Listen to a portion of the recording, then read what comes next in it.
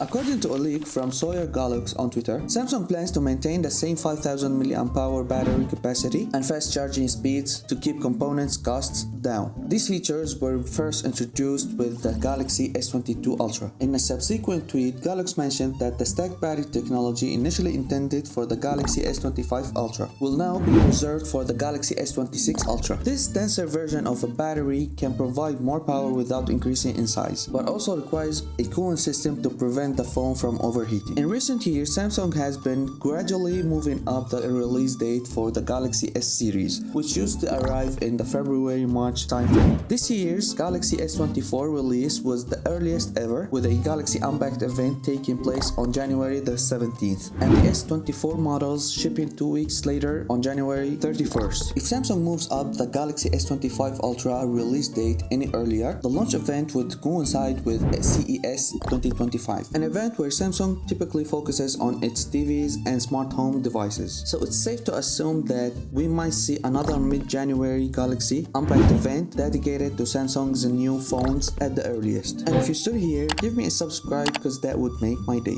It's expected that Samsung Galaxy S25 Ultra will be powered by the Snapdragon 8 Gen 4 chipset, following the use of the Snapdragon 8 Gen 3 in the Galaxy S24 Ultra. And Qualcomm has announced that the Snapdragon 8 Gen 4 will be released in October, which lines up with a possible early 2025 launch for Samsung's phone. If you want to know what we know so far about upcoming Samsung Galaxy Tab S10 series, tap on this video. And please take just a second to support me by subscribing to my channel and liking this video and perhaps sharing it with interested friends. Thank you for watching. See you in the next one.